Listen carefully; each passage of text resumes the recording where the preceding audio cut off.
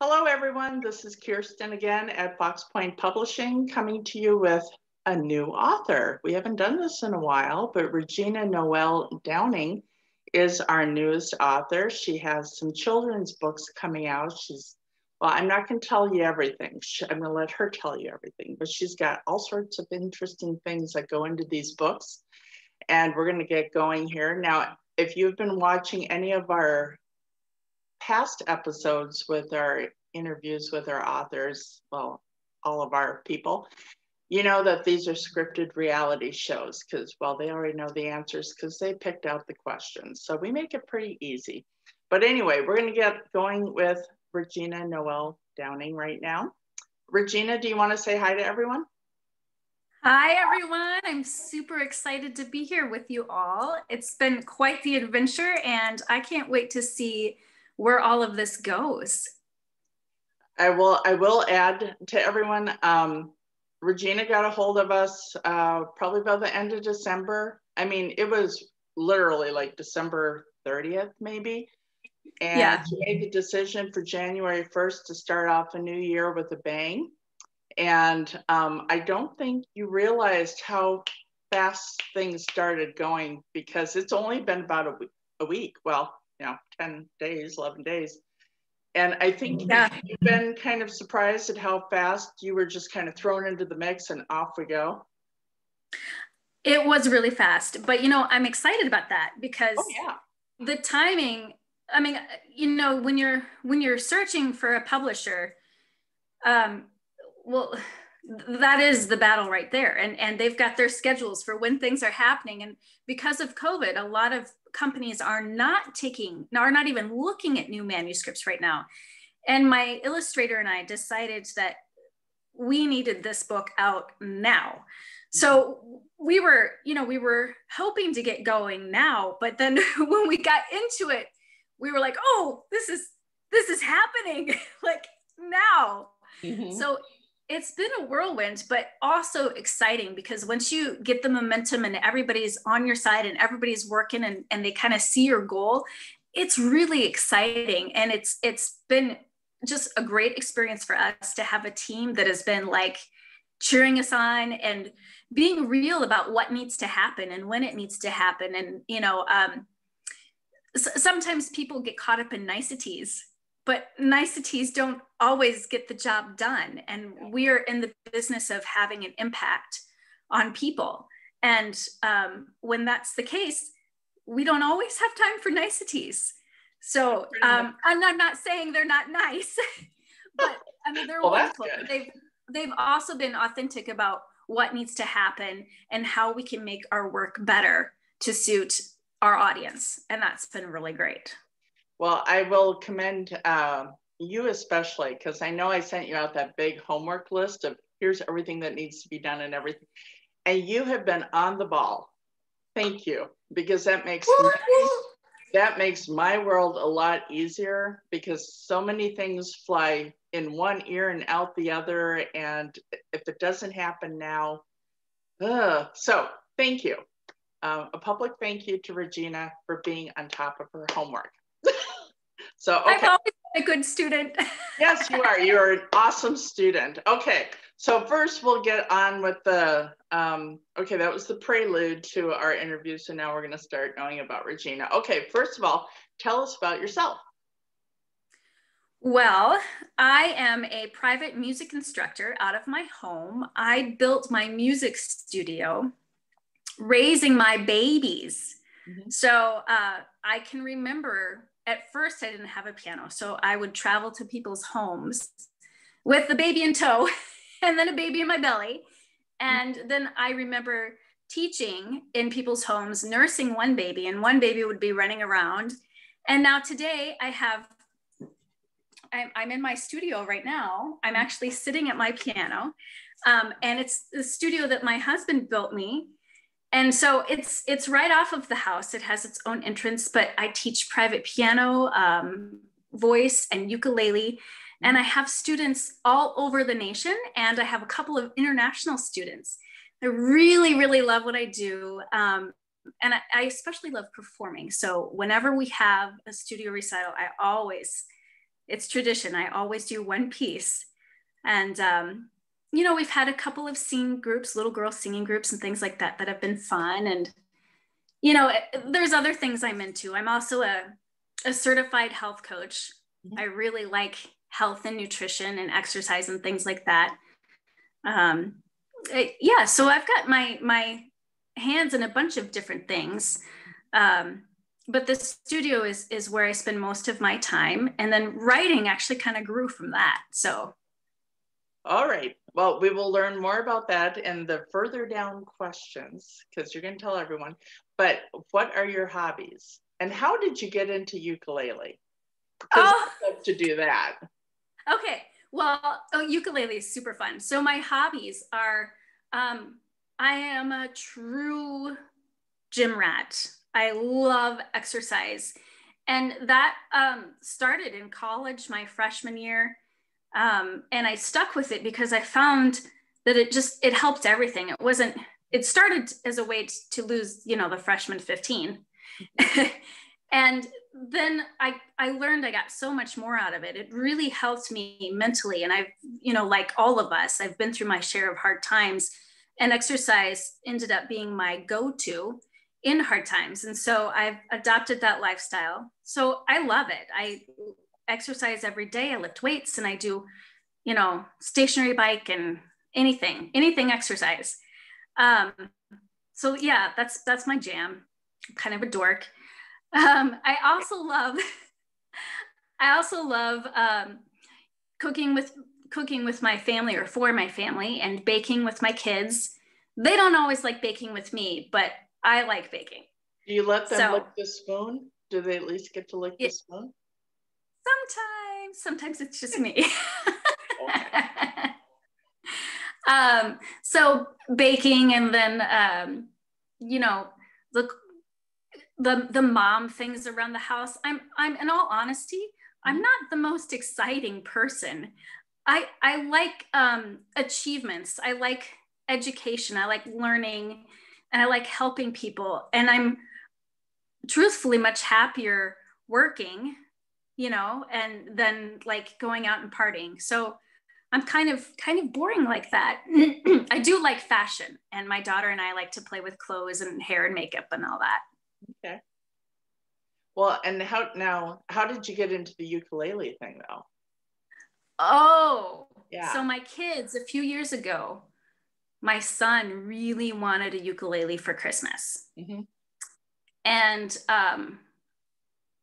so Santa got both kids ukuleles, and, you know, they show up and I'm like, oh, darn it. They don't know how to play. I'm going to have to learn how to play so they can play. So I learned so I could teach them. Okay. But then they weren't interested. My son would carry his ukulele around, and that was it. So I was messing around with it, and I was like, oh, wow, this is really fun. And prior to that, I tried the guitar, which was really hard. And I went so far, and I was like, nope, I'm done. And the ukulele, it's really easy. I shouldn't tell people that, because then maybe they won't sign up for lessons, but it is. So there it is. Way back when I gave my kids like a smaller guitar, you know, not like a regular size, but there's a smaller guitar. Yeah. And yeah, exactly. And they thought it was neat for about 20 minutes, and then they left it on the couch and walked away. I'm like, so yeah, so now it's in my room, and one of these days I'll get to it. And I would love to do it, but and even a ukulele. I'd also like to learn how to play the bagpipes. Whoa, you might not have many fans with the bagpipes.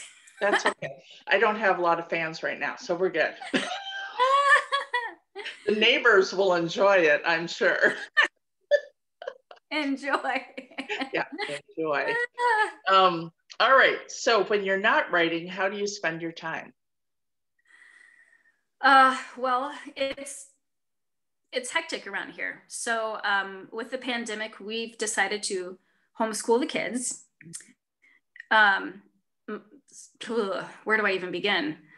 So I have all of my students in the studio are currently online, and I've got some time zones that I have to work with.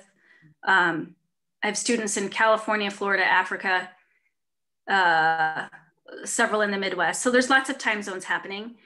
So if I'm not writing, I'm homeschooling, teaching, cleaning up after 3 dogs, delivering puppies for those dogs, cooking, or, you know, just being mom. So, I mean, aside from my exercise, I mean, exercise is really the one thing that I do for me, for my fun and free time. Mm-hmm. Aside from that, I'm just wearing all those other hats. You know, it's quite busy. Yeah. One question you didn't put in here, and I know that you said that I want you to first explain how you got into writing the book and explain the books that you're writing, but also when you first started, because I saw on Facebook you were digging through some past journals and realized you've been a writer since you were what, like 8? Yeah. So you've been doing that, and then so explain kind of what, you know, besides journals, if you did anything else, and then how you got into putting together your book, your concept for it. Okay, so as a kid, we had a complicated family life, and so when I was 8 years old, my older brother and I went and we lived in a few group homes and some foster families. You know, and there's nothing, you know, sometimes people hear that and they think, oh, that's terrible. I guess I wouldn't say that, because I gleaned so much from that, and it's those experiences that have made me who I am. And the biggest thing that I hadn't even realized was, you know, and it might have to do with what I write about and my approach to teaching and everything, because in those group homes, you know, you got counseling and we were children. So it started with like art therapy. For my age, it was like art therapy. So I remember they had us make these journals out of construction paper with those little gold tabby things you stick in them to tabs. Yeah. Yep.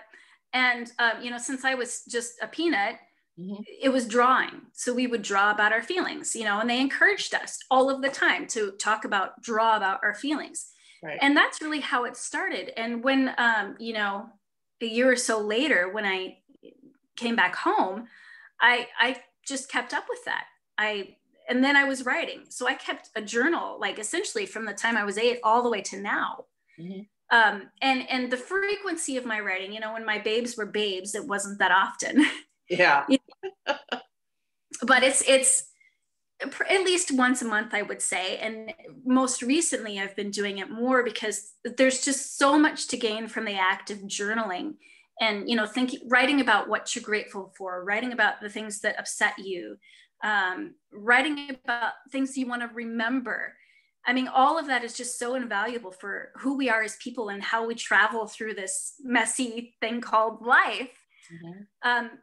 So I guess I've always been a writer. And you know, in school, when we'd have writing projects, so in high school, I was kind of a punky kid, and we had this writing assignment in English, and I don't remember what it was, but I took it upon myself to write about,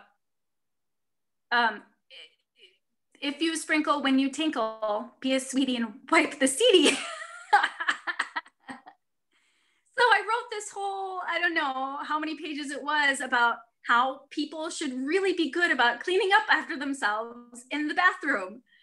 And I don't remember what I got for a grade on that, but I will never forget writing about that. And I even posted it, like printed it out and put it in my bathroom in high school, right?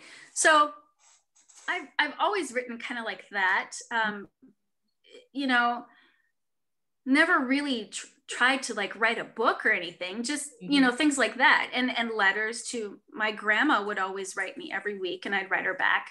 So more, the things I was writing were more feeling type things, communicating, you know, not necessarily telling stories. Yeah. And so fast forward to today, you know, I teach music. My dad is actually a composer, you know, fairly well-known composer. And I never tried to write music because my dad's a composer. Yeah. You know, and I took competition, or I don't know. I was like, I can't do that. And, but kids are my jam. And like Mr. Rogers has always been a huge idol. And, you know, as a mom who's had a somewhat traumatic childhood, I focus more than anything on emotions. And even as a teacher, because I find that in teaching, I can't teach a student anything if they're off emotionally. I just can't. Yep. So my number one priority, if I do nothing right with my kids, at least they will know that they can tell me how they're feeling, what's going on with them, and that I won't judge them, and I will always be there for them and love them. If I do nothing else, at least they've got that. And I feel like if they have that, then they'll be successful at whatever they choose in life. Okay. So you're on the right track, definitely, for kids. Yeah. Yeah. So, you know, it's very much in line with Mr. Rogers. He was so careful about the emotional well-being of children. And I'm far from perfect. I mean, far from perfect. But, you know, there's a lot to be said about being able to apologize for one thing. Oh, like, yeah. That's huge, you know? So, you know, my son he's got some anxiety, and I think he's always had it. It's a little better. But he would have, as a small toddler, he would have just terrible meltdowns, and still today, I think it's just anxiety just gets the best of him, and he doesn't know what to do. Yeah. You know? And so about 2019-ish, sometime in there, my son was 8. I don't remember what had happened, but he was clearly upset. It wasn't a full-blown temper tantrum, but he was really upset, and he'd gone into my room and laid down in the bed, and he would say, you know, leave me alone, go away, himself up. And I just remember nothing was getting through to him. And you know, you as a mom, you want to help them, and it's not like I don't want him to have his feelings. I do, but at the same time, I want him to know that I'm there. Yeah. And he can come to me with his feelings, and it's okay, and I'm there to help him through it. So on a whim, I just started singing. I just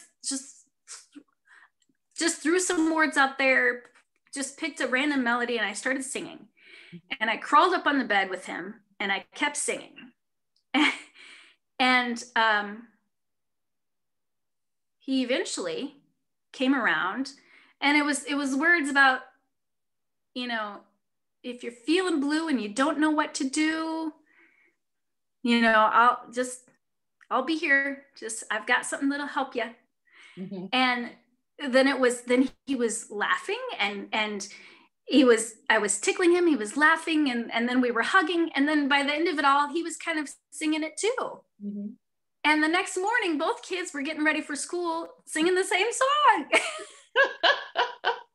And I was like, well, son of a gun. Uh-huh. So it was a situation that was extraordinary, in that really nothing seemed to get through.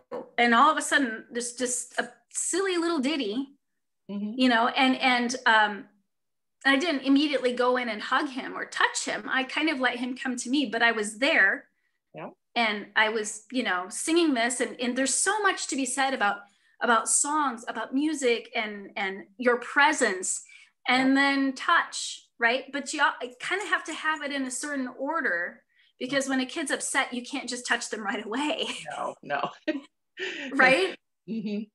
So that's where it all started. And so then I recorded the song, and I shared it with a few friends, and my kids continued to sing it around the house and request it at certain times and sing it to the dogs. And then with the pandemic, I had to put all my students online, And I have littles. I have like 4-year-olds, 4 or 5, 6-year-old students that, you know, in the studio, it's easy for me to handle those short attention spans. I've got tons of manipulatives and things like that. But online, I didn't have that. And so I was like, I have to have something to do online when the attention is going. Yeah. They need to be reined in a little bit. And so a parent came in. No, it was an adult student came in one day. No, she didn't. Oh, yes, because it was just when things were starting, because we were still in the studio and things were just starting and things were shutting down. And I was grappling with that decision of how to handle this all. Mm-hmm. And she said, hey, I've got these storybooks. Have you seen these music storybooks? And I was like, oh my gosh. Like, why have I not thought about that? Mm-hmm. I was like, that's it. I'm going to do that. I'm going to put my songs into books, because with all of that, I started writing other songs for kids. And so really that's what it's all come to. And now I've got like all of these ideas coming, although I'm currently focused on this one book to see it through. And then I'm excited to be writing again. And that's where it all began, out of a desperate need to connect. Yeah. And here we are. Well, you'll start realizing, originally I came at this with a nonfiction memoir. And then all of a sudden I started doing fiction, general fiction. And then one day, Jelly Beans, a poem, and I'm not a poetic person by any means, came to me, and I wrote that book in 45 minutes. And I'm like, oh my gosh. And as soon as that started, the fountain of children's books have shown up in my driveway. Wow. So I've got 2 children's books out now. I've got 3 being illustrated right now. I've got like another 4 already written, just waiting. And that's going to happen to you. I bet that's already starting to happen to you, isn't it? The wheels are turning. I've got a few songs that have already been written that I want to turn those into books with a little extra in them too. So yeah, it's happening. I just, one thing at a time. I know. And you're just like full of energy and you want to just get everything out.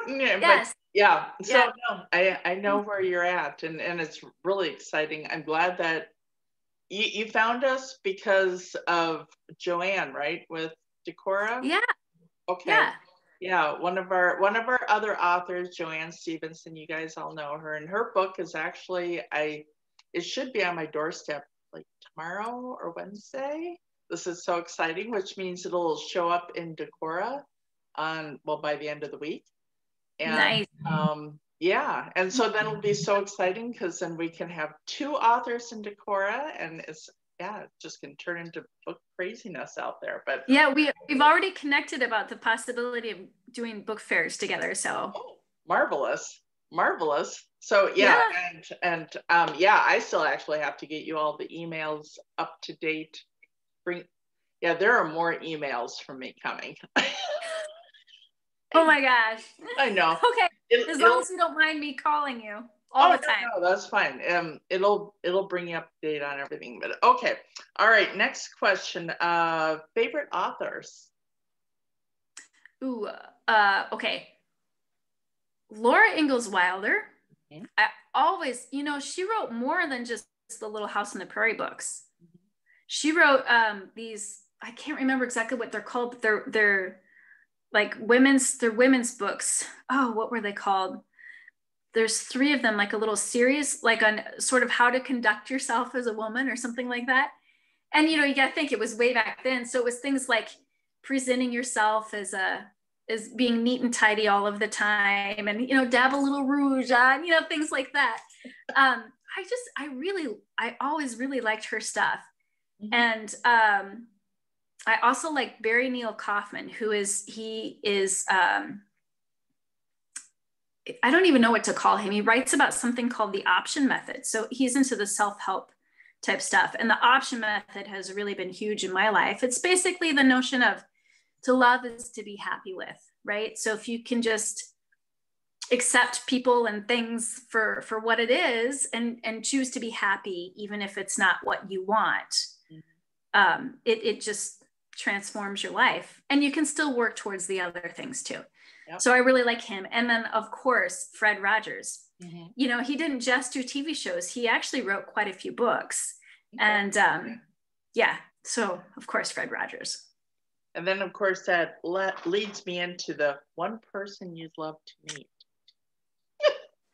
Mr. Rogers, of course. When I was a little girl, I wrote him or drew to him. I don't know. I think it was a little of both.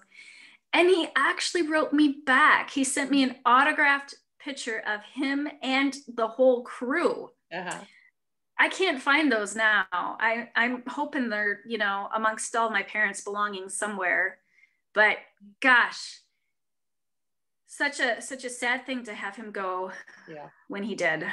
Yeah.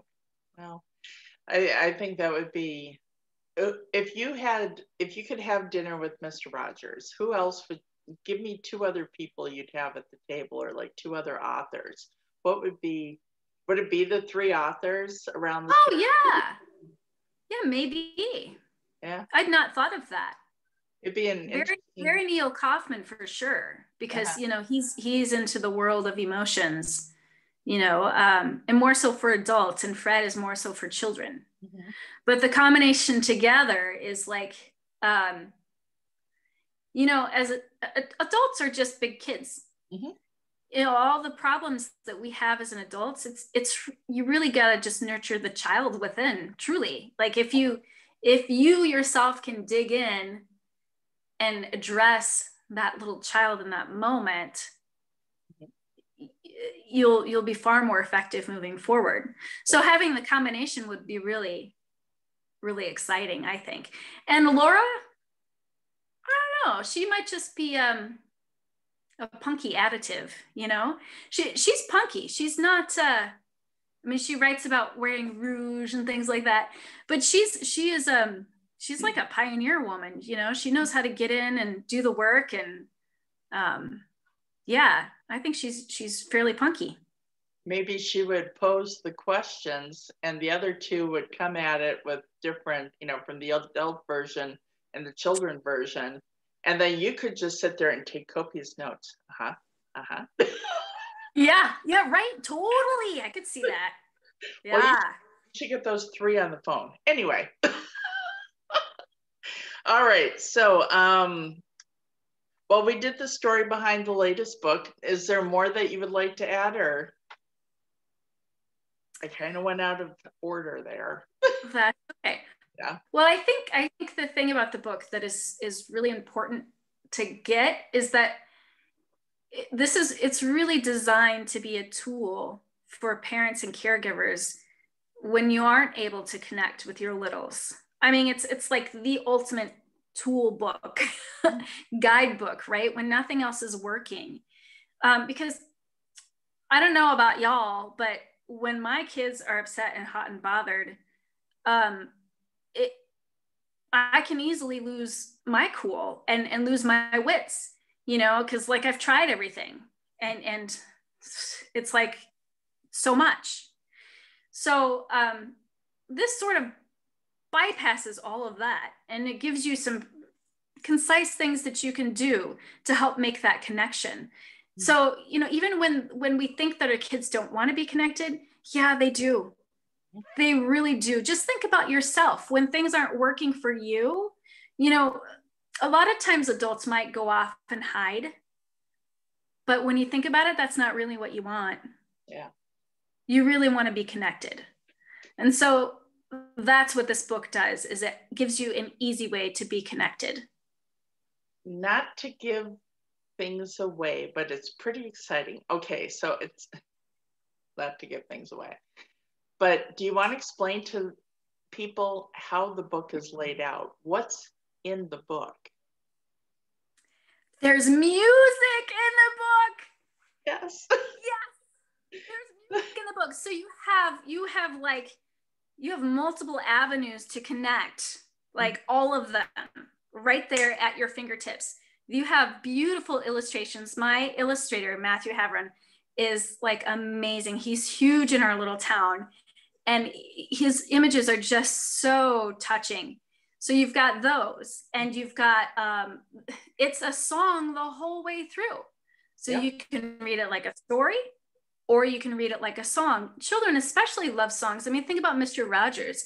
A lot of what he did in the show was through songs, because there's just something about songs that helps us connect and remember, right? And it's also poetic. So with the poetry, kids can easily tag onto that. And so the words are just so touching. It's the right thing to say when you don't know what to say, right? And it's the right thing to do when you don't know what to do, right? And then, the ultimate thing is just really getting how important physical touch is. And it's really needed for a child. I don't think people get, because there are some parents that are not very touchy-feely. I know mine weren't. Yeah. But for a child, physical touch, comforting physical touch is super important for their development. It takes, on average, you need like 8 hugs a day just for maintenance, just emotional maintenance. I better go my kid. Come here, Mom. Exactly. With you. We'll probably run down the hallway. Oh my gosh. Well, and then you need more for growth, for emotional growth, right? So it's like 12 for emotional growth. So you gotta get that that's super important to a child. And the smaller the child is, the more important it is, because they don't have all of the senses and the tools to deal with life. So that comforting touch becomes extremely important. So this book has it all. It has laughter, it has story, it has music, and it has snuggles, and it has you. So when you don't know what to do, this is the book for you. Exactly. And so a lot, and I will, there's sheet music in there. Oh, yes. He has written it, and your dad has approved it, rewrote it, did some composing. Well, I had a team of 2. Okay. So my dad did the initial transcription. I think, did I say that right? He did the initial one, and he transcribed it like how I performed it with my kids. Yeah. So think of it like taking something Whitney Houston sang and trying to write it down note for note. So it was really quite complicated. So I had another composer friend, Jonathan, who took it and simplified it for me. Okay. So it's much more accessible. And my dad's, he's a music theory professor, so he would put everything in exactly as he heard it. So it's meant to be, so there is music, right? There's sheet music and guitar chord. I'm sorry, ukulele chords, could be guitar chords, whatever you like. But that's like a guide sheet. Like ultimately, it's really just about you. Like you can sing it page for page. How we sing it is we just do it page for page, like a conversation, because it's meant for you to connect. So it's not going to be a perfectly sung song if you want it to be again. Well, honestly, I just think this is a book that any parent or caregiver should just have in their library, because I guarantee without a doubt that your children are going to struggle and you're not going to know what to do. And really, this is just going to be such a blessing to you, such a great thing to have in your toolbox. And, parenting is really, really hard. And it's easy to get caught up in the moment and just be frustrated ourselves, which I've done plenty of times.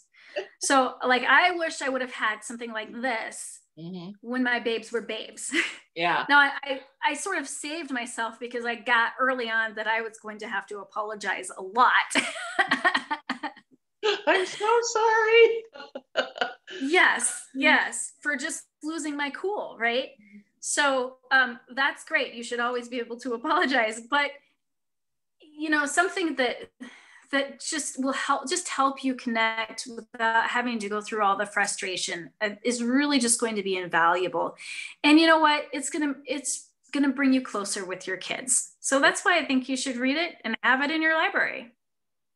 Teacher, kindergarten, preschool, toddlers, first grades, those younger elementary. This would be an awesome thing to have on the classroom bookshelf. And even if online stuff is going, you can have all the class join in once they get the refrains and stuff. And so yeah, teachers, definitely. Yep. Okay, so what makes me laugh? Okay, so I love British humor and I love SNL. What else makes me laugh? Well, my husband is really funny. So I don't think he means to be really funny. He's just funny. Uh-huh. And I like that. And my kids and you know, dumb things that the dogs do. You know, there's when you think about it, there's, for all the things you can see that are going wrong in the world, there's as much or more going right in the world, and you can find joy and laughter if you want to find it. Oh yeah, definitely. Yeah. So, and what makes me cry? Well, sad things can make me cry, but I think things that really bring me to tears are the things that happen after the sad things, or the really happy things, like when just seeing people being kind to each other and seeing the progress that my students make. Like, I've never had a recital that I haven't cried at or after. You know, it's like my mascara is running and the kids are like, oh.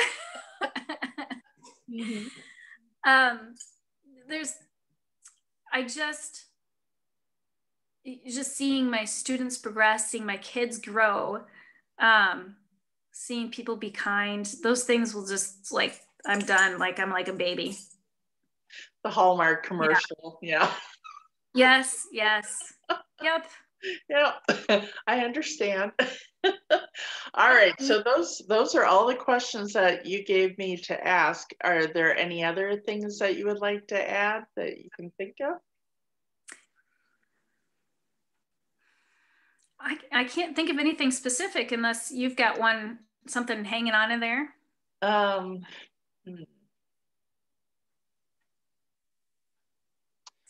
But yeah, exactly. I'm pondering. What does your desk look like? My desk? I can show you. Oh, okay. I can show you. Okay, hold on. Okay. I'm gonna flip you around. All right. Oh my gosh, it's so neat and organized. Well, I try. Yeah. So this is like just lots of teaching materials. Right? Oh my gosh, you are so organized. I do try. No one's gonna look at my desk. Well, good deal. All right, so thank you so much to everyone out in YouTube world for joining us this evening, talking with Regina Noel Downing. She has got great things coming up. She's got a whole series of great things. Do you want to tell people what you're kind of envisioning later down the road? Yes. Okay. So I don't know. So I kind of for a long time, I've kind of just wanted to be the next Mr. Rogers, and that maybe sounds silly. No. I am just invested in not just in children's emotions, but in helping parents to guide them through that process and giving them tools for, like, transitional times are always the hardest, right? Always with kids. So just giving them some tools to help them through those transitional times, and just really feel connected to their kids and have some great success with that. So that's really what I would like to do. And, you know, I do what I can here as a teacher in my studio. But I feel like I'm drawn to do more. I would like to have a bigger impact. So, well, we will see. Get a couple books out underneath you there and see where networking and all that takes you. And who knows, we might have the very next, well, it'd be Mrs. Downing. What? Yeah, exactly. Or maybe just Regina. That's maybe true. Just Miss Regina. Hanging with Regina. Yeah, that's what my little. Yeah. Exactly. Miss Regina. That works too. All right. Well, we will let you guys go. Thank you so very much for joining us this evening. And like I said, talking with Regina and all the exciting things she's got coming to